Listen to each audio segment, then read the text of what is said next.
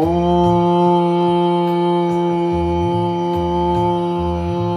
नमः शिवाय। ओम नमः शिवाय। ओम नमः शिवाय। ओम नमः शिवाय। श्री गणेशाय नमः। श्री सरस्वत्यै नमः। श्री सद्गुरुभ्यो नमः। श्री हनुमते नमः। श्री पितृचरणकमलेभ्यो नमः। श्री मातृचरणकमलेभ्यो नमः। श्री सद्गुरुभ्यो आचार्य चरणकमलेभ्यो नमः। आइए क्रम से थोड़ा सा पहले भगवान का कीर्तन करते हैं, भगवान शिव का। जयति शिवाय शिव शंकर हर जय। जयति शिवाय शिव शंकर हर जय। महादेव हे शंभो हर जय। जयति शिवाय शिव शंकर हर जय। शंकर हर जय। महादेव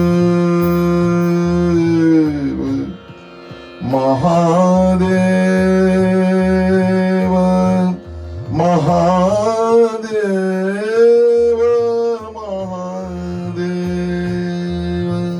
महादेव हे शंभो हर जय।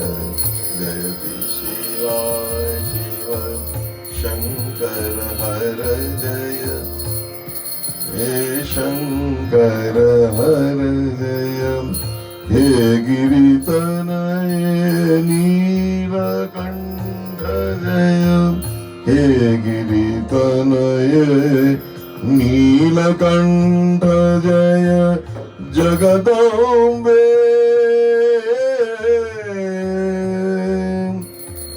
हे आशुतोष जय। जयति जीवा शिव शंकर हर जय। शंकर हर जय। भोले हर जय। ओम नमः शिवाय। ओम नमः शिवाय। ओम नमः शिवाय। ओम नमः शिवाय। ओम नमः शिवाय। बोले शंकर भगवान की जय। हर हर महादेव।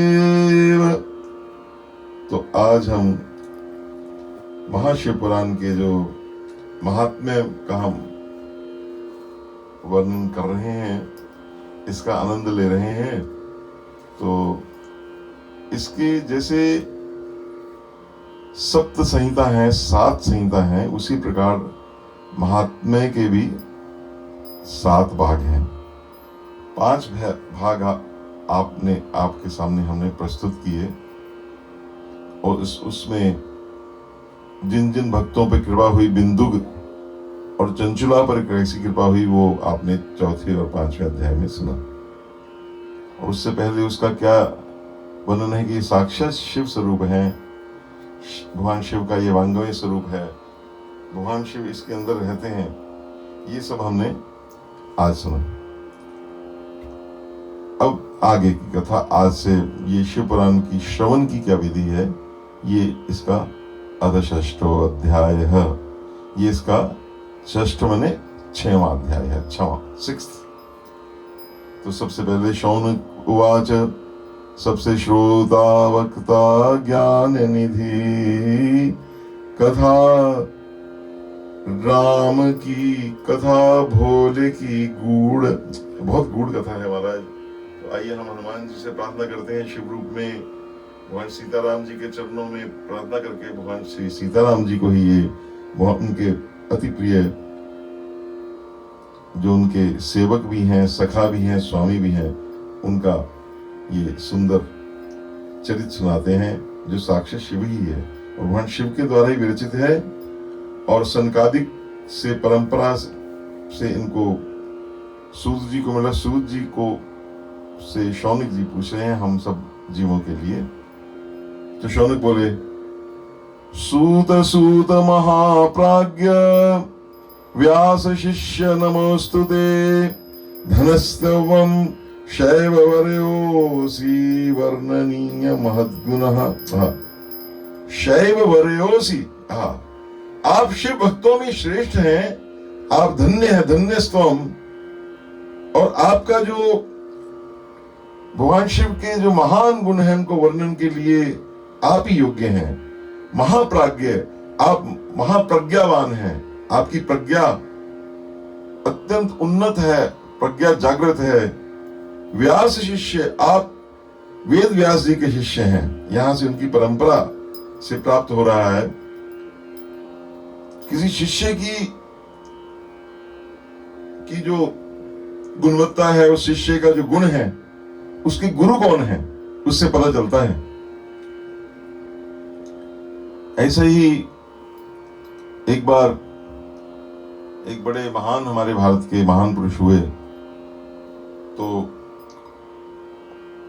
उन्होंने भी यही बात कही। जब उनसे कहा कि आप योग सीखिए, तो उन्होंने कहा कि मैं आपके शिष्य से सीखूंगा, उनके शिष्य से। क्योंकि अगर गुरु ने वो विद्या शिष्य में उतार दी तो इसका मतलब कि वो विद्या फलवती है और उस विद्या में पूरा दम है। तो इस प्रकार से जो सूत महाराज हैं, रोमहर्षण सूत हैं, जो ये ज्ञान सत्र, ये शिव संहिता का हम सबको सुना रहे हैं शौनक जी के माध्यम से, वो वेद व्यास जी के शिष्य हैं। तो उनके गुरु का भी नाम उनके साथ आ गया। शिष्य ऐसा होना चाहिए कि वो गुरु को भी, गुरु का नाम भी उनके नाम से प्रसिद्ध हो जाए, ऐसे शिष्य होना चाहिए। श्रीमच्छिव पुराणस्य श्रवणस्य विधिं वद, येन सर्वं लभे श्रोता संपूर्णं फलम उत्तमम। अब आपने कथा सुना दी, मेरे मन में ये श्रद्धा उत्पन्न हो गई। हाँ, ये शिव पुराण की कथा से वो भयंकर पिशाच बना हुआ बिंदु मुक्त होकर शिव रूप प्राप्त होकर भगवान शिव के धाम में पहुंचा। इस प्रकार से इसका महात्म्य मेरे अंदर पूरा का पूरा आत्मसात मैंने कर लिया है। अब आप ये बताइए कि इसके ये जो शिव पुराण, इसको पढ़ना कैसे चाहिए और सुनना कैसे चाहिए, इसकी श्रवण की क्या विधि है, श्रोता कैसे होना चाहिए, ताकि सभी श्रोताओं को, जैसे आप हैं, आप सबको उत्तम फल की प्राप्ति हो सके। सूत उवाच अथ ते समप्रक्षा वक्ष्यामि संपूर्ण फल हेतवे, विधिं शिव पुराणस्य शौनक श्रवणे मुने। सूत जी बोले, हे शौनक, हे मुने, अब मैं आपको संपूर्ण फल की प्राप्ति के लिए शिव पुराण की श्रवण विधि बता रहा हूं।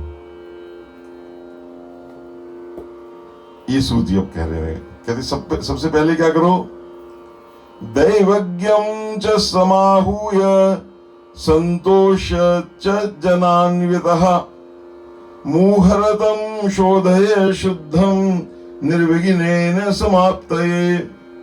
सबसे पहले दैवज्ञ कहते हैं, ये ज्योतिषी को ही कहते हैं, लेकिन दैवज्ञ जो है वो उसको थोड़ा ज्योतिष के अलावा भगवान से भी कुछ प्रज्ञा प्राप्त होती है, वो दिव्यता को प्राप्त, उसको दैवज्ञ बोलते हैं। जो ज्योतिष का फलादेश करता है और उसकी ऊपर से भी भगवान की कृपा होती है, उससे जो सिद्ध हो जाता है उसको दैवज्ञ कहते हैं।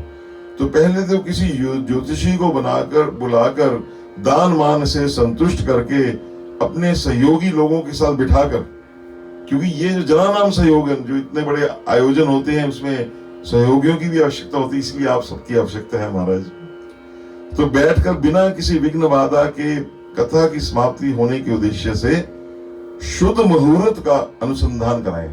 मुहूर्त शुद्ध, उस कहते लगन शुद्ध करें। शादी में तो लगन का होता है, इसमें मुहूर्त जो है शुद्ध, तो वो मुहूर्त का अब जो है उसका अनुसंधान कराया जाता है। और ये मुहूर्त का महाराज बहुत विशेषता है। मैं एक आपको कथा निवेदन कर दूं रामायण से। रामचरितमानस में जो जटायु प्रसंग है उसका जो विशद वर्णन है वो वाल्मीकि रामायण में है। तो वाल्मीकि रामायण में आता है कि जब हमारी भगवती सीता का हरण हो गया और जटायु जी ने अपने अपने प्राण की बाजी लगा दी, तो भगवान श्री राम लीलावश अत्यंत व्याकुल हो गए, विलाप करने लगे और लक्ष्मण जी के साथ वो उस वन में जहां पे जटायु आगे पड़ा गीधपति देखा सुमिरत रामचरण रेखा, वो जो कर रहे थे वहां पहुंचे तो भगवान बड़े विकल हो गए कि कैसे सीता जी का, वो बड़े दुखी थे। तो उस समय जटायु जी थे, वो उन्होंने वो पिता उनको मानते, तात कहा कि आप प्राण रखिए। तो उन्होंने कहा नहीं, अब आप सामने, अब क्या, अब तो मैं इससे बढ़िया क्या, मैं आपके धाम को जाऊंगा। तो उन्होंने कहा कि श्री राम आप तो सब जानने वाले, फिर भी मैं अपने ज्ञान से, जो मेरे को ज्ञान है, मैं आपको बताना चाहता हूं कि मैंने ये पूरा अनुमान लगाया कि जिस मुहूर्त में, अब ये मुहूर्त की बात हो रही है, अब ये मुहूर्त का कितना महत्व है। मुहूर्त हमें ये सब चीजें, ये सब जो हैं, ये उपाधियां हैं और इनका बड़ा महात्मा है। जिस मुहूर्त में दुष्ट रावण ने सीता जी को हरण किया है, उस मुहूर्त के अनुसार मैं आपको ये बताना चाहता हूं कि सीता जी की आपको अवश्य वापसी प्राप्त होगी, सीता जी अवश्य लौट कर आएंगी। ये उस मुहूर्त का उन्होंने जाते जाते मरणासन्न जटायु जी ने ये वर्णन किया। तो इससे आप मुहूर्त शोधन करने की कितनी आवश्यकता है, उसका अनुसंधान करने की कितनी आवश्यकता है, शोधने की, तो उससे निर्विघ्न वो समाप्त हो जाता है। क्योंकि कई बाधाएं आती हैं, वर्षा आ सकती है और बड़े कारण होते हैं। तो और फिर उसके बाद क्या करें, वार्ता प्रेष्या प्रयतेन देशे देशे च सा शुभा। फिर हर जगह देश देश में शुभ संदेश भेजे। और मैंने भी आपको ये व्हाट्सएप के माध्यम से, फेसबुक के माध्यम से आपको संदेश भेजे हैं कि भैया शिव पुराण होने लगा है, आप कथा सुन लो। तो यही महाराज वही विधि है, ये श्रवण की विधि है। मैंने कोई अपना अलग से कोई अपना प्रचार प्रसार नहीं करा, मेरा तो एकमात्र ध्येय है। और अगर नहीं भी है तो यही होना चाहिए कि केवल शिव मेरे, हमें तो यही सदगुरु कहते हैं कि जो भी हमारे से काम हो, मेरा तो जो भी कदम हो तुम्हारी राहों में हो। तो ये प्रयत्न होना चाहिए आपको प्रसन्न करने के लिए नहीं, ये वो भगवत प्रीति अर्थ है, श्री रामचरितमानस में पहले लिखा जाता है। तो उन परमात्मा के लिए कार्य जो किया जाता है, उसके लिए कि शिव पुराण की कथा होने लगी है, इससे भगवान शिव की प्रीति हमारे में बढ़ेगी। हमारे श्री राम वो सुनेंगे, जो उनके भगवान उनके परम भक्त हैं, वो सुनेंगे। और हमारे हनुमान जी ये सुनेंगे इस शिव पुराण की कथा को। तो ये शुभ संदेश वो भेजे, वार्ता उसको प्रेक्षित करे, बहुत प्रयत्न करे, जैसे हम कर रहे हैं कि आप हमारे जरूर इसको सुनिए, इसको लाइक करिए। ये सब इसी में ही, यही महाराज यही हो रहा है, ये शिव पुराण का। भविष्यति कथा शैवी आगंतव्यम शुभार्थी भी। और उनको जो कल्याण की इच्छा करने वाले लोग हैं, उन्हें सुनने के लिए अवश्य पधारना चाहिए। पर आजकल आप कहीं आना जाना भैया घर पे, आप वहीं पे पधारना, अपनी जो आपका जो भी मोड है, टीवी है, वीडियो, उसके सामने पधारिए और ये कथा सुने। कारण क्या है, क्यों ये कथा बार बार होती है? दूरे हरि कथा केचित दूरे शंकर कीर्तना, स्त्रिया शूद्रादयो ये च बोधस्तेषां भवेद्यतः। कुछ लोग भगवान श्री हरि की कथा से बहुत दूर चले गए और कितने ही स्त्री इस शुद्र आदि भगवान शंकर के कथा कीर्तन से वंचित रहते हैं। और आजकल तो भैया इसकी बहुत आवश्यकता है। आप उस कथा कीर्तन से भगवान शंकर के आप जा नहीं पा रहे, मंदिरों में नहीं जा पा रहे, तीर्थ स्थानों पर नहीं आजकल जा पा रहे हैं। तो इसलिए ये सूचना देनी बड़ी आवश्यकता थी और उसका वैसा ही प्रबंध होना चाहिए। देशे देशे शांभवा, एक देश में नहीं, अनंत देशों में, यहाँ से जितने भी आपको जानने वाले, जो भी आपके सगे संबंधी हैं, आपके स्वजन हैं, आपको नहीं भी जानते, उनको सबको भगवान का आमंत्रण दो, क्योंकि ये सबके जगत माता पिता हैं, उनकी कथा, ये शिव कथा प्रारंभ हो रही है। अभी हम महात्मा के किस अध्याय में? 6ठे अध्याय में। इसके 7 अध्याय हैं, इसके बाद महाशिव पुराण विधिवत प्रारंभ हो चुका है। ये महात्मा का भाग है, फिर ये विधिवत अपना, इसमें हम संहिता में जाएंगे। सबसे पहले विदेश संहिता में भविष्यति समाजोत्र साधूनां परमोत्सवः पारायणे पुराणस्य शैवस्य परमा अद्भुतः। उनको ये कहना चाहिए कि हे सत्पुरुषों को आनंद देने वाले, क्या उसका मैटर क्या है, सब्जेक्ट मैटर वही बता रहे हैं कि वहां अति अद्भुत उत्सव होगा जिसमें शिव पुराण का पारायण होगा। और उसका पारायण होगा शिव पुराण की रसमयी कथा का श्रवण करने में हेतु आप लोग प्रेम पूर्वक शीघ्र पधारने की कृपा करें। अब देखिए, इसमें हम दो काम यहाँ पे इकट्ठे हो रहे हैं।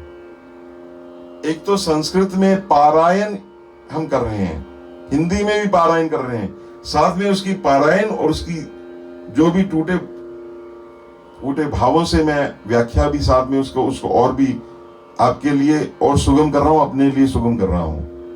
तो ये पहले हमारे ये होता, जो जहां भी शिव पुराण या भागवत पुराण की कथा होती है, वहां ब्राह्मण अलग पारायण भी करते हैं और साथ में उसकी व्याख्या, संगीत, कीर्तन, संकीर्तन वगैरह ये होता है, वही परिपाटी चल रही है, उसी का वर्णन यहाँ पे हो रहा है। तो श्री शिव पुराणा हरस्पानाय चादरात आयांतवरम भवन्तश्च कृपया प्रेम तत्परः। और उसमें आप ये करिए, आप शीघ्र पूर्वक पधारने की कृपा करें, और अगर समय का अभाव हो तो प्रेम पूर्वक एक दिन भी आके चले जाइए, अपना कहते अपनी शक्ल दिखा के आप चले जाइए एक दिन, क्योंकि वो जानते हैं एक क्षण का भी, ये जो है चरितम रघुनाथ से शतकोटि प्रविस्तरम एकैकम अक्षरम पुंसाम, एक अक्षर आपने देखा अभी कैसे वो चंचला को सिर्फ वो जो उसको जब भय दिखाया गया नरक का, वो सुनकर ही उसका कल्याण हो गया, उससे पश्चात आपकी अग्नि जल उठी। तो इसके किस शब्द से आपका किस प्रकार कल्याण हो जाए ये कह नहीं सकते महाराज, आपके लिए कहां पे वो बात लिखी है। और आपको निश्चय ही आना चाहिए, निश्चय ही सुनना चाहिए, क्योंकि इस कथा में क्षण भर के लिए बैठने का सौभाग्य भी दुर्लभ है। ये दुर्लभ है, इतना आसान नहीं है। असंख्य भारतवर्ष में करोड़ों लोग हैं, हमें ये सौभाग्य मिला है, आपको सौभाग्य मिला है कि आप थोड़ी देर वो सुन ले कथा, फिर आपका समय हो लगा लें थोड़ी देर के लिए, मेरा जो मैं कह रहा हूं, फिर जब समय हो तब ज्यादा सुन लीजिए, उसको बैठ कर सुन लीजिए, पर उसके साथ आप जुड़े रहिए, येन केन प्रकारेण भगवान शिव के साथ आप जुड़े रहिए। सर्वथा गमनम कार्यम नावकाशो यदि प्रेमना गंतव्यम दिनम एककम, एक दिन के लिए भी। सर्वथा गमनम कार्यम दुर्लभा च क्षण स्थिति, और एक उस कथा में क्षण भर की स्थिति जो है बैठना, स्थिति ही मतलब बैठना, ये भी दुर्लभ है। तेषाम आवाहनमेवं ही कार्यम सविनयम मुदा आगतानां च तेषां ही सर्वथा कार्य आदरः। और जब इस प्रकार आप लोग चाहे इलेक्ट्रॉनिक मीडिया से अगर आ जाएं निमंत्रण देने पर, तो आपका स्वागत है, आपका स्वागत है, आपका भोले बाबा आपके ऊपर कृपा करें, ऐसे वचन कहने चाहिए। अब ये कथा कहाँ करनी है? कहते हैं शिवालय च तीर्थेन वावने वापी ग्रहे अथवा। अब इसमें उन्होंने ये बताया कि आप इसको तीर्थ में भी कर सकते हैं, वन प्रांत में भी कर सकते हैं अथवा घर में भी कर सकते हैं, ये भी इसमें ग्रह अथवा वो उसकी क्रमानुसार है। कार्यम शिवपुराणस्य श्रवणम सथलम उत्तमम, और उत्तम स्थान का निर्माण करना चाहिए। कार्यम संशोधनम भूमि लेपनम धातु मंडनम, वहां भूमि को अच्छी तरह शोधन करना चाहिए, उसको सुशोभित करना चाहिए। विचित्र रचना दिव्या महोत्सव पुरस, उसकी विचित्र रचना इस प्रकार से विचित्र रचना उसकी आप करें। ग्रहो उपस्करम धृत्य निखिलम तद योग्यकम एकांतरे ग्रह कोणे चादृश्य यतना निवेश्यत, और कथा के लिए अनुपयोगी घर के साथ सामान को हटकर घर के किसी एकांत कोने में रख दीजिए, और महोत्सव के साथ अद्भुत तथा सुंदर व्यवस्था कर लेनी चाहिए। फिर हमारे कहते कदली जो होती है ना, ये जो केला होता है, इसके खंबे बड़े पवित्र गिने गए हैं, शगुन वाले गिने गए हैं। उन केलों के से एक उच्च कथा मंडप का तैयार करावे। कर्तव्यो मंडप उच्च ही कदली स्तंभ मंडितः फल पुष्पादि उसके साथ फूल पुष्प आदि से तथा सुंदर चंदोबे से उसका अलंकृत किया जाए, ये लगा के वस्त्र वगैरह है, और चारों ओर ध्वजा पताका लगाकर तरह तरह के सामान से सुंदर उसको शोभा संपन्न कर दें। चतुर्दिक्षु ध्वजारोप चारों पताका सुशोभना सुभक्ति ही सर्वथा कार्य सर्वानंद विधायनी। और इस प्रकार क्योंकि भगवान शंकर की भक्ति करनी चाहिए, फिर क्यों भक्ति हर प्रकार के आनंद का विधान करने वाली है, वो आपके आनंद होंगे। फिर भगवान शंकर के लिए दिव्य आसन का निर्माण करना चाहिए। संकल्पयमा आसनम दिव्यम शंकर से प्रात्मनः वक्तुश्च चापी, और जो हमारे जैसे जो वक्ता हैं उनके लिए हमारे बड़ा दिव्य आसन, हमारे आसन में क्या आनंद, हमारा क्या बढ़िया आसन, हमारा गद्दे शद्दे लगे हुए हैं, तो ताकि वो सुख साधन, ताकि वो आराम से बैठकर कथा कर सकें। वक्ता है, धन्यवाद जो आप लोगों ने मेरे को ये सुंदर सुखद आसन दिया है। अब सुनिए, और यही नहीं, आप कहेंगे अपने आप तो सुंदर आसन ले लिया, श्रोतलाम जो श्रोता बैठे हैं इनके लिए भी कल्पनीयानि सुस्थालानि यथा हरतः अन्येषां च स्थलान्येव साधारणतया मुने, उनके लिए यथा योग्य सुंदर स्थानों की व्यवस्था करनी चाहिए। कहाँ ठहराना है, जो वीवीआईपी आपके गेस्ट हैं, वीआईपी गेस्ट हैं, और अन्य लोग, अब इसमें भी कैटेगरीज है, हमारे उस समय भी थी, साधारणतया उनके लिए भी सामान्य रूप से स्थान बनाने चाहिए। और कैसे कैसे कथा करनी है, विवाह हे सादृशम चित्तम तादृशम कार्यमेव ही विवाहे, जैसे विवाह उत्सव में जैसा उल्लासपूर्ण मन की स्थिति होती है, सुन रहे हैं आप सब लोग, उसी प्रकार उस कथोत्सव में भी रखना चाहिए। जैसे घर में कहते साढ़े कार्य विवाह रचे है, तो जैसे घर में एक विवाह का महोत्सव होता है, वैसे कि हमारे घर में कथा का महोत्सव होता है, वो उस भाव से वो सारी होनी चाहिए। उस समय क्या करना चाहिए, अन्य चिंता विनिर्वायम, जो अन्य चिंता है दूसरी लौकिक के, मेरे ये क्या होगा, मेरे उस कार्य का होगा, वो सब आपको वो करने चाहिए। उदन्मुखो भवेद भक्ता श्रोता प्राग वदनस्तथा, अब दिशाओं का वर्णन आ रहा है हमारा। तो कह रहे हैं कि मेरे ख्याल देखिए ये हुई पूर्व, ये उत्तर हुई, तो कहते श्रोता का मुख जो है वो उत्तर की दिशा हो, और जो श्रोतागण है वो पूर्व की ओर मुखाकर पालथी लगाकर बैठे। मतलब ऐसे नहीं कि अब ये देखिए, चलो आजकल अब ये तो अब लोगों ने बना लिया है कुर्सियों पे बैठने के लिए, कुर्सी पर बैठकर हम कथा श्रवण करते हैं, पर जो यहाँ पर जो व्यवस्था दी हुई है, मैं तो वो बोलूंगा पादयोर गेयो विरोधो नास्ति कश्चन, कि उस समय आपको आलथी पालथी मारकर ऐसे बैठना चाहिए। इस विषय में कोई भी विरोध नहीं है कि पूज्य पूजक के बीच पूर्व दिशा रहे, वक्ता के समक्ष दोनों आमने सामने बैठे, है ना। और व्यासासन समारूढ़ो यदा पौराणिको द्विजः, अगर पौराणिक वक्ता व्यास आसन पर जब तक विराजमान रहे तब तक प्रसंग समाप्ति के पूर्व किसी को नमस्कार नहीं करना चाहिए। ये भी महाराज जी असामाप्तो प्रसंगस्य नमस्कुर्यान कस्यचित्। इस समय जैसे एक वो जज बैठता है, जज सबको नमस्कार नहीं करता, तो व्यास आसन की गरिमा को बनाकर रखने के लिए ये महाराज जी सब एसओपी उसकी प्रोटोकॉल है।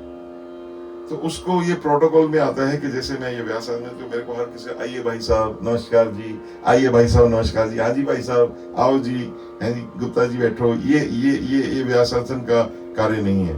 वो जब तक आसन पे बैठे बाहर, आप चाहे आपके बड़े आए उनको प्रणाम कीजिए, पर जब व्यास आसन पे बैठे हैं तो जब कथा शुरू होगी तो वहां से समाप्ति तक आपको किसी को नमस्कार नहीं करना चाहिए। आप उस समय नमस्कृत्य हैं, आप संयम नमस्करण के योग्य हैं। और पुराण का विद्वान वक्ता चाहे बालक हो, युवा हो, वृद्ध हो, दरिद्र हो, दुर्बल हो, जैसा हो, कई बार बिल्कुल ऐसा हो और हमारे जैसा वो भी हो, जैसा भी हो, पुण्य चाहने वालों के लिए सदा वंदनीय और पूजनीय होता है। बालो युवात वृद्धो वा दरिद्रो वा दुर्बलः पुराणज्ञ सदा वंध्या, वो सदा वंध्या पूज्यश्च सुकृतार्थी भी, उसको हमेशा वंदनीय और पूजनीय होता है। नीच बुद्धिम न कुर्वीत पुराणज्ञ कदाचन, उनके मुख से निकली हुई वाणी देहधारियों के लिए कामधेनु के समान अभिष्ट फल देने वाली। जो भगवान मेरे माध्यम से आपको कथा सुनाएंगे, अगर आप श्रद्धा भक्ति प्रेम से सुनेंगे, दास किसी भी जो भी एक ये यूनिवर्सल है, तो वो आपके लिए कामधेनु के समान अभिष्ट फल देने वाली है। और उस पुराण वक्ता के प्रति तुच्छ बुद्धि कभी नहीं करनी चाहिए। इनको क्या आता है, ये ऐसा बहुत होता है कि आप जाइए ना वहां, ना सुनिए कथा, अगर आपको नहीं पसंद है, कईयों का आपको ऐसा लगता है कि हमारे हिसाब, तो आप ना सुनिए, लेकिन उसके प्रति आपकी तुच्छ बुद्धि नहीं होनी चाहिए, है ना। तो भैया सब लाइक ही करना डिसलाइक नहीं, क्योंकि वो तुच्छ बुद्धि नहीं होनी चाहिए, ये शास्त्र कह रहा है। तो मेरे को कहा जा रहा है कि ऐसा नहीं कहें, लेकिन मैं तो आपको उसका मॉडर्न क्या, उसका आज की डेट में उसको मैं उसको वैलिडेट कर रहा हूँ, उसको बता रहा हूँ आपको कि मतलब मेन सार वस्तु बात ये है कि जो पुराण का कोई भी कथा करे, यहाँ मेरे ये तो आसन है ना मात्र, आगे तो इसकी मेन महिमा तो इसकी है, तो जो यहाँ बैठा है उसके प्रति अगर आपकी तुच्छ बुद्धि होगी तो आप गए, यह मैं आपको बहुत क्लियरली कह रहा हूं। तो और उसके बाद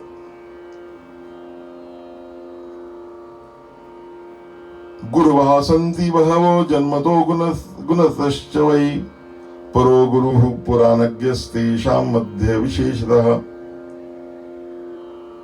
संसार में जन्मों तथा गुणों के कारण बहुत से गुरु होते हैं, परंतु उन सब में जो पुराणों का ज्ञाता है, जिसको पुराण मतलब पुराना, जिसको प्राचीन इतिहास का ज्ञान है, वो परम गुरु माना गया है। ये वो उस वक्ता की वो श्रेष्ठता का यहाँ पे वर्णन हो रहा है, पर वो ऐसा हो तो ज्ञाता हो। भवकोटि सहस्रेषु भूत्वा भूत्वा वसीदितां यो ददाति परां मुक्तिं को न स्नात परो गुरु। वो क्यों है, अब वो परम गुरु क्यों है, उसका भी वो आगे उसको विवेचन करेंगे। ऐसे आपको छोड़ने वाले नहीं, आपके मन की एक शंका का ये समाधान होगा, क्योंकि करोड़ों योनियों में जन्म लेकर दुख भोगते हुए प्राणियों को जो मुक्ति प्रदान करता है, उस पुराण वक्ता से बड़ा दूसरा कौन गुरु हो सकता है। यो ददाति परां मुक्तिम, जो मुक्ति देने वाला है, क्योंकि हो सकता है मेरे कही हुई, मेरे माध्यम द्वारा, इस दास के माध्यम से कही हुई कोई बात आपके हृदय में वो चोट कर जाए, जिससे आप भगवान की तरफ आपकी गति तीव्र हो जाए, तो कार्य हो गया। अब आगे उसका बता रहे हैं, वो कथा कब करनी है, कैसे करनी है, उसका वर्णन कर रहे हैं। और पुराणज्ञ कैसा होना चाहिए, हमारे ऐसी क्वालिटी भी जाननी चाहिए। पुराणज्ञ शुचिर दक्षः, पवित्र हो, स्नान शुन करके बैठे, शांत हो, विजितम मत्सरः, ईर्ष्या पर विजय, उसको ये नहीं मेरी वो उसकी, उसने तो ऐसे कथा कर दी, उसने तो ऐसे कर दिया ना, ईर्ष्या पर विजय करना। साधु हो, और दयालु हो, करुणा, उसके अंदर करुणा फूटे, वो कहे कि मैं जिसको भी कथा सुनाऊं उसका कल्याण हो जाए, इस भाव का हो। वाग्मी, वो प्रवचन में कुशल हो, हर एक बात से आपको समझा सके।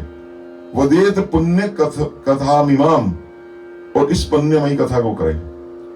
आसूर्योदय मारभ्य साधत्वे प्रहन्नान्तकम, और वो सूर्योदय से लेकर प्रारंभ करके 3:30 पहर तक उत्तम बुद्धि वाले विद्वान पुरुष को शिव पुराण की कथा सम्यक रीति से बांटनी। सम्यक मतलब पूरी, ये नहीं बीच में चुटकले, ये नहीं, पूरी कथा का एक एक श्लोक सम्यक रीति से। ये पुराने जो हमारे पौराणिक होते थे महाराज, आज की तो बात छोड़ दीजिए, आजकल जो ये कथाएं जो आप ये सुनते हैं, सब 7 दिन का भागवत सप्ताह, ये सब ठीक है, लेकिन इसमें सम्यक रीति से कथा नहीं हो रही है। वो एक एक श्लोक को एक्सप्लेन नहीं कर रहे हैं, वो उसको खूब आकर्षक बनाकर संगीत में ढालकर ये कर रहे हैं। ये परिपाटी, और इसमें ये परिपाटी समय के हिसाब से उसको टेलर मेड किया गया है, लेकिन ये परिपाटी शास्त्रोक्त नहीं है, क्योंकि शास्त्रोक्त परिपाटी में उसको सम्यक रीति से उसका एक एक श्लोक का करना, उसका उन्होंने ऐसी बात नहीं, उन्होंने उसका समाधान निकाला है। वहां जो ब्राह्मण बैठे होते वो पूरा भागवत का महापारायण करते हैं, पर ये एक तरह की वो आप कैसे वैकल्पिक व्यवस्था है, ये वो व्यवस्था नहीं। पहले हमारे मासिक श्रीमद् भागवत, मासिक भागवत सप्ताह होता था, पाक्षिक होता था, अब वो 7 दिनों का रह गया। ऐसे ही और ग्रंथों की मैं कह रहा हूं। अब हमारे मास पारायण है, यहाँ पे तो रामचरितमानस शुरू करते हैं जी,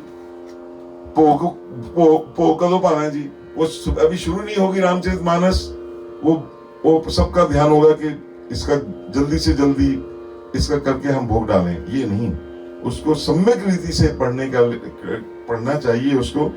मैं आपको वो बता रहा हूँ जो शास्त्र में लिखा हुआ है, मेरा इसमें कोई एक यूनिवर्सल बात आपको कर रहा हूँ कि जो अब नहीं है, होनी चाहिए। वो समय की कमी है, कलयुग का प्रभाव है, ये सब ठीक है, हम जानते हैं। तो इस अगर ऐसी कथा हो तो बहुत आनंद है हमारा। अगर ऐसी कथा चलती रहे तो इसमें लॉकडाउन में हम सम्यक रीति से कथा करने के हमें सौभाग्य मिला है, नहीं तो हम भी ऐसी जल्दी कर जाते हैं। और एक और बात है कि वो सुनानी किसको कथा चाहिए, ये धूर्त बड़े हैं महाराज इस विश्व में है, अंदर से कुछ मुंह पे मीठी बात करेंगे और बाद में वो जी उसने तो ऐसे कर दिया। ये धूर्ता, ये च दुर्वृता, ये चान्य विजिगिष्वः, जो दूसरों से विवाद करने वाले हैं आर्गुमेंटल, दुराचारी, प्रपंची लोग, प्रपंच जिनका प्रपंच है, तेषां कुटिलवृत्तिन् अग्रे नैव वदते, उनके आगे नैव वदेत कथाम, उनको कथा ये नहीं कहनी चाहिए। तो आपको ये विशेष ध्यान रखना है। ना दुर्जन समाकीर्णैः ना तु दस्यु समावृते, और ये दुष्टों से भरे हुए डाकुओं से घिरे प्रदेश में और धूर्त व्यक्ति के घर में इस पवित्र का कथा नहीं करनी चाहिए, चाहे वो कितने भी आपको पैसा दे दें।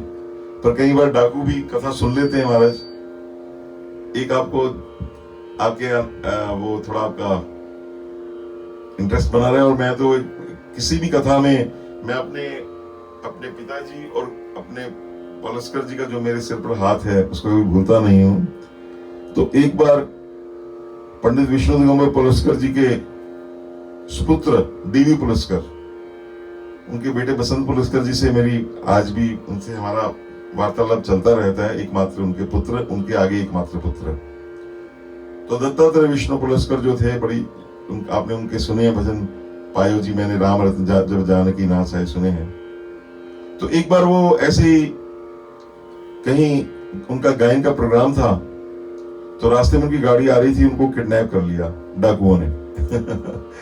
और डाकुओं ने जब उनको किडनैप करके वो ले आए वहां पे, तो वहां जो दस्यु राज था, जो उनका मेन डाकू था, चंबल की घटना है, चंबल घाटी की, वहां ग्वालियर के पास कहीं उनका प्रोग्राम था। तो उन्होंने कहा पंडित जी आप घबराइए मत, मैं आपके पिताजी पंडित विष्णु पुलस्कर जी का भक्त हूं, मैंने उनका गाना सुना है, तो आप आराम से मेरे को, मैं इसीलिए आपको बुलाया है कि आप मेरे को अपना गाना सुनाई हो तो धड़कते दिल से। डी पुरस्कार जी ने उनको 2-3 दिन जो भी थे उनको वो गाना सुनाया और उसके बाद उसने बड़े सम्मान से उनको विदा किया। तो कई बार ऐसे डाकू पकड़ के भी, तो इसलिए डाकुओं के प्रदेश में, उस प्रदेश में वहां कथा करने मत जाना भैया, पास में क्या पता क्या हो। तो कहते ये महाराज सब लिखा हुआ है सारे, पूरा इसको पूरा एक एक इसका पूरा ये संविधान है महाराज, ऐसा नहीं है। न दुर्जन समाकीर्णे न तु दस्यु समाव्रते देशे न धूर्त सदने वदेत पुण्य कथा मिमाम कथा विरामः मध्याह्ने ही मुहूर्तकम मलमूत्रोत्सर्जनार्थ तथा कथा कीर्तना नरेह। और मध्याह्न काल में 2 घड़ी तक कहते कथा बंद कर देनी चाहिए, बीच में इंटरमिशन इंटरवल होनी चाहिए। कितनी देर की? 48 मिनट की, 48 मिनट्स की एक पीरियड आपके जैसा होता है 48 मिनट, ताकि आप कथा के बीच में, अब शरीर है, देह में कोई आपने जाना है लघु शंका दीर्घ शंका तो आप जा सके। और दूसरी बात, वक्त्राशौरम ही, वक्ता को कथा से पहले एक दिन व्रत ग्रहण करने के लिए वक्ता को शौर पहले ये कराने चाहिए, बाल कटवा लेने चाहिए, है ना, क्योंकि बालों में कहते हैं कि पाप रहता है, इसलिए बाल काटने का हमारे विधान है। वक्त्राशोरम ही संकार्य दिन व्रतात्प्य और कार्यम संक्षेपेतो नित्य कर्म सर्वम प्रत्नतः। और जिस दिन कथा हो रही हो, जिन दिनों में, उस दिन जो आपका नित्य कर्म है, जो आप कई लोगों का 2-3 घंटे का होता है कि हमने ये इतना करना है, उसको आप बिल्कुल करें जरूर, लेकिन सूक्ष्म रूप में कर दें। और वक्तु पार्श्वे सहार्थमन्या सदाप्य सतता विधा। और वक्ता के पास उसकी सहायता के लिए एक दूसरा वैसा ही विद्वान स्थापित करना चाहिए। पंडित संशय छेदा लोक बोधन तत्परा, ये महाराज सेकंड लाइन ऑफ डिफेंस, ताकि वो लोगों में जो संशय उठे हैं उसको समर्थ करने में, लोगों को समझाने में। क्योंकि वक्ता तो जब बोलेंगे तो उसका फ्लो आएगा, वो जब बोल जाएंगे तो उसमें कोई बात आपको ऐसे कुछ अटक गई, तो वो जो बात जो लटक गई बात, उसको वो आपको कर सके, उसका समाधान कर सके। ऐसा विद्वान बराबर का ही होना चाहिए। कथा विघ्न विनाशार्थ गन्नाथम प्रपूज्येत। जय जय बोल गणपति महाराज की जय। कथा में आने वाले विघ्नों की निवृत्ति के लिए गणेश जी का पूजन करें। कथा के स्वामी भगवान शिव की विशेषता शिव पुराण ग्रंथ की भक्ति भाव से इसकी भी आप पूजा करें, है ना, इसकी भी पूजा करें। और भगवान शिव की भी पूजा करें आप बड़े भाव से। महाराज ये सब भाव की बातें। और उसके बाद कथा विघ्न विनाशार्थ गणनाथम प्रपूज्येत कथाधीशम। कथा के आधीश कौन है? शिवम भक्त्या पुस्तकम च विशेषता, इस पुस्तक की विशेष पूजा करें। कथाम शिव पुराणस्य श्रेणुयाद आदरात् सुधि। फिर बड़ी बुद्धि वाला श्रोता, उत्तम विधि पूर्वक तन मन शुद्ध होकर प्रसन्न चित्त से, ये नहीं है कथा सुन रहे हैं, एक तो वक्ता का वैसे ही मूड ऑफ हो जाता है। अगर आगे बैठे ही ऐसे वक्त कहते हैं, ऐसे ही बैठे हो, हाँ जी, जैसे पकड़ कर बिठाए हो महाराज, तो ये तो आप भी आप अच्छे श्रोता है। तो वो जो वक्ता जो है उसके सामने प्रसन्न चित्त होकर श्रोता बैठे हो, तो वक्ता का जो उत्साह है वो द्विगुणित हो जाता है। और फिर अनेक कर्म विभ्रांत कामादि खड्विकारवान स्त्रेन पाखंडवादी च वक्ता श्रोता न पुण्य भाग। और वक्ता श्रोता अगर अनेक कर्मों में भटक रहे और बहुत सारे कार्य कर रहे हैं, काम आदि 6 विकारों से युक्त हैं, इससे आसक्त पखंड फैलाते हैं, वो पुण्य के भागी नहीं होते। जो लौकिक चिंता छोड़कर धन ग्रह, जब आप यहां पर आ गए, जब ये कथा प्रारंभ हो गई तो संसार खत्म। और भगवान शंकर ने तो व्यवस्था दी है, उमा कहूं मैं अनुभव अपना, सत हरि भजन जगत सब सपना।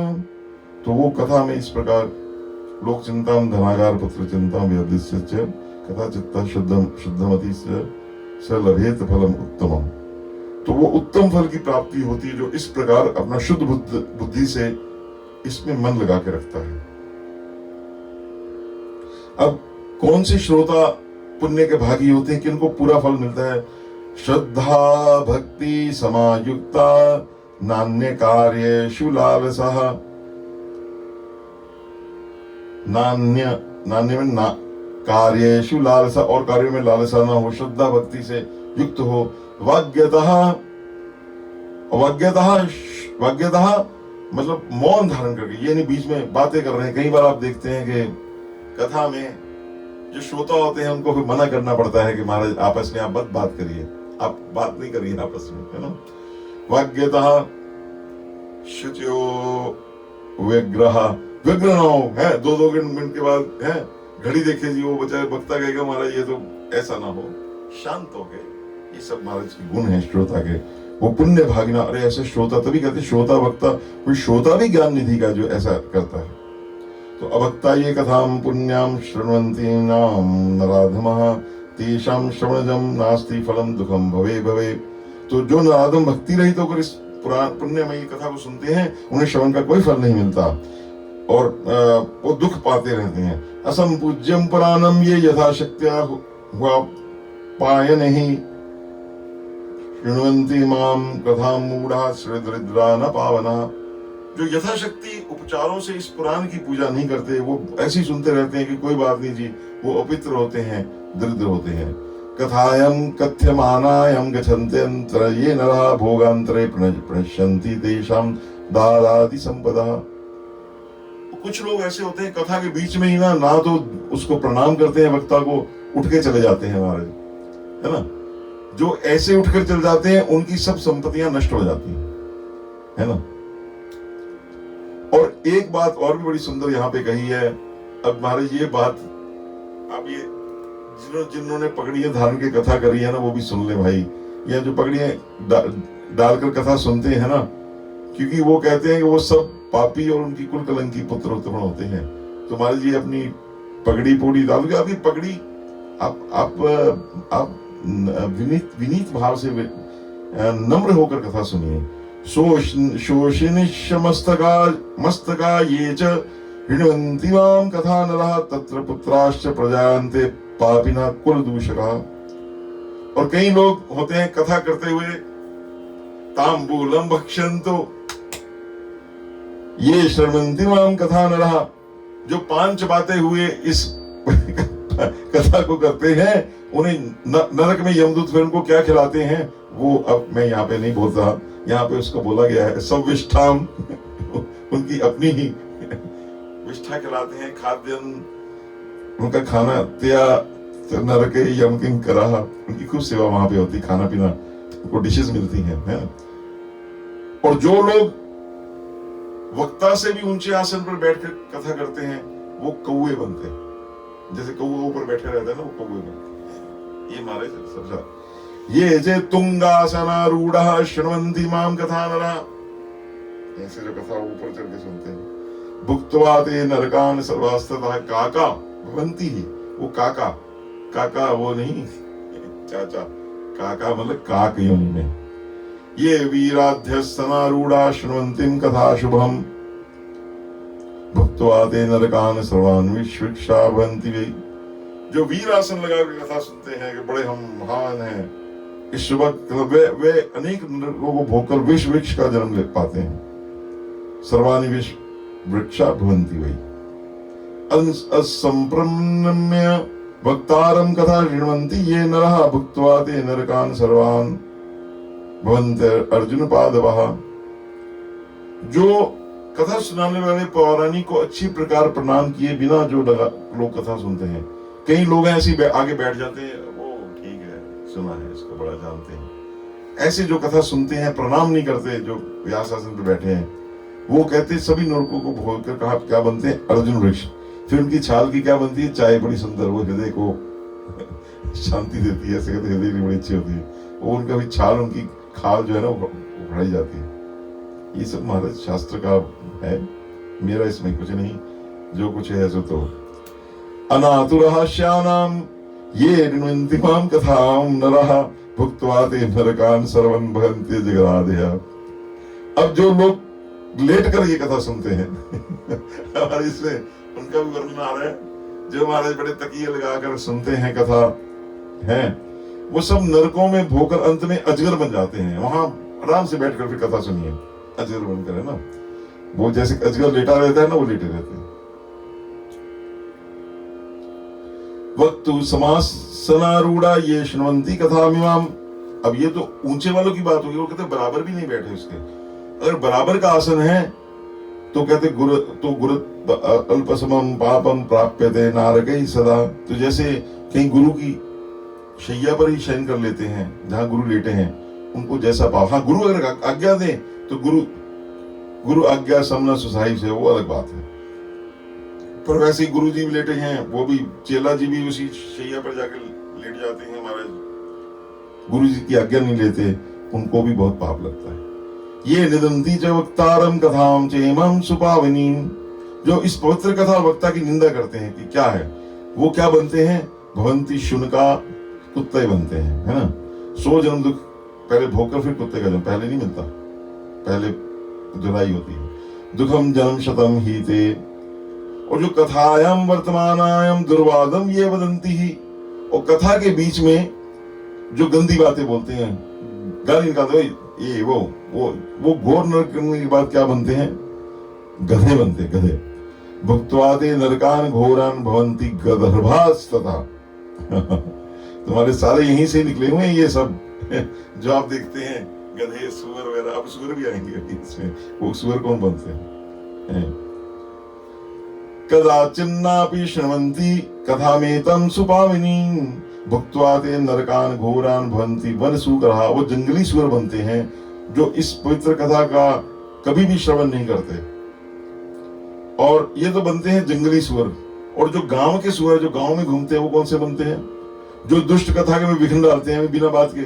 ओ जी, मतलब वैसी रोक देते हैं जी कथा, बीच में कोई ना कोई अड़ंगा डाल देते हैं, ऊंचा बोलेंगे, कुछ करेंगे। उसका ध्यान जो है वक्ता का, जो भगवान शिव में हुआ है, उसका ध्यान जो ऊपर से नीचे उतारते हैं, तो भगवान उसको वो तो कुछ नहीं कहेंगे, वक्ता कुछ नहीं कहेंगे, लेकिन ये एक उसका विधान बना हुआ है भगवान। क्योंकि ये कथा जो है हो रही है, इसको केवल आप नहीं सुन रहे, इसको सूक्ष्म रूप में कई दिव्य आत्माएं इसको सुनती हैं महाराज, इस कथा का आनंद लेती हैं।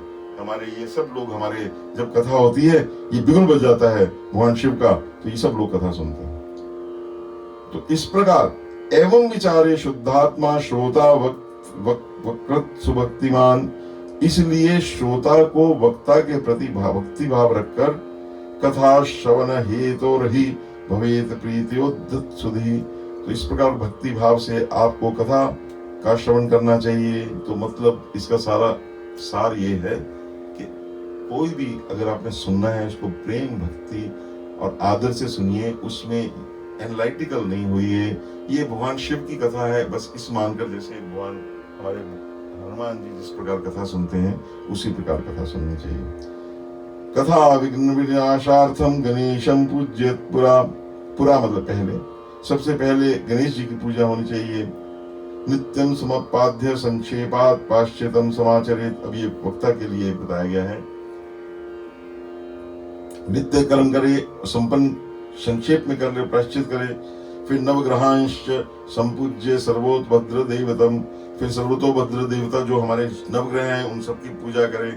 फिर शिव पूजा की बताई गई विधि इसमें आगे आएगी। शिव पूजोक्त विधिना पुस्तकम तत्समर्चयेत। फिर इसमें जो विधि बताई है उस हिसाब से वो पूजा उसको करनी चाहिए। पूजनान्ते महाभक्त्यो करो बद्धद्वा विनीतिकः साक्षात् शिव स्वरूपस्य पुस्तकस्य स्तुतिं चरेत। पूजा के अंत में विनम्र होकर बड़ी भक्ति के साथ दोनों हाथ जोड़कर साक्षात शिव स्वरूपनी पुस्तक की उसी प्रकार स्तुति करनी चाहिए जैसे ये शिव पुराण जो है, ये साक्षात क्या है, सांब सदाशिव है। श्री साक्षात् शिव स्वरूपस्य पुस्तकस्य स्तुतिं चरेत। श्रीमद् शिव पुराणाख्यः प्रत्यक्षस्तोमं महेश्वरः श्रवणार्थम स्वकृतोषि संतुष्टो भव वै मयि। और हमने कथा सुनने के लिए आपको अंगीकार किया है, आपने हमें ये मौका दिया, आप हम पर प्रसन्न हुए। हे शिवपुराण महाराज, आप प्रसन्न हुए, आप ही शिव हैं। मेरी मनोवांछित इच्छा है, मेरे राम भक्ति बढ़े, उसे आप कृपा पूर्वक संपन्न करें, और इस मेरा ये कथा श्रवण निर्विघ्न पूर्वक सुसंपन्न हो। कर्ण रूपी ग्रह से ग्रस्त शरीर वाले मुझ दीन का आप संसार सागर से उद्धार कीजिए। हे शंकर, दासो हम तब शंकर। हे शंकर, हे शंकर, ये इसको कहना ही नहीं चाहिए, साक्षात शिव ही हैं। हे शंकर, मैं आपका दास। हे शंकर, मैं आपका दास हूँ। हे शंकर, मैं आपका दास।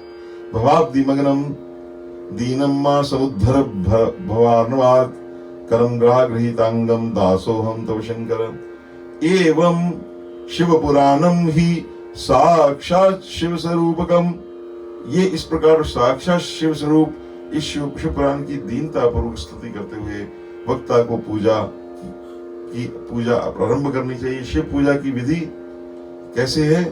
शिव पूजोक्त विधिना वक्तारम च समर्चयेत स पुष्प वस्त्र भूषाभि धूप दीपादि अर्चयेत। तो इसको धूप दीप अर्चना करनी चाहिए, और उसके बाद नियम ग्रहण करे। तदग्रे शुद्ध चित्तेन कर्तव्यो नियमस्तदा आसामाप्ति यथाशक्त्या धारणीय सुयत्ना।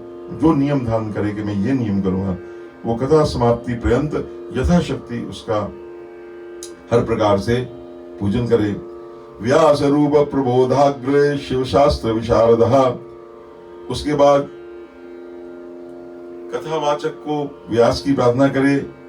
श्रोता और व्यास जी के समान ज्ञानी शेष शिव शास्त्र के मर्मज्ञ विराम देता, आप इस कथा के प्रकाश से मेरे अज्ञान अंधकार को दूर करें। भक्ति पूर्वक 5 अथवा 1 ब्राह्मण का वर्ण करें, और उसके द्वारा शिव पंचाक्षर ओम नमः शिवाय का जप करें। श्रोता जो ये सारा उपक्रम करें, वो 1 ब्राह्मण या 5 ब्राह्मण का उनको बिठाकर, उनको वर्ण करके, उनको विधिवत उनसे ओम नमः शिवाय का जप चलता रहना चाहिए अखंड, जब तक ये शिव पुराण की कथा, ताकि उसमें विरलता ना आए, अविरल उसका प्रवाह रहे। तो एतत् कथा प्रकाशेन मद्ज्ञानम अज्ञानम विनाशय वर्णम पंच विप्रप्राणाम कार्यम वै एकस्य या एक हो भक्ति शिव पंचान मंत्र से। शिव पंचान कौन सा मंत्र है? शिव पंचाक्षर मंत्र कौन सा है? ओम नमः शिवाय नमः शिवाय नमः शिवाय कार्यश्च ते सदा। इति युक्तस्ते मुने भक्त्या कथा श्रवण सिद्धि श्रोत्रनाम चैव भक्तानाम।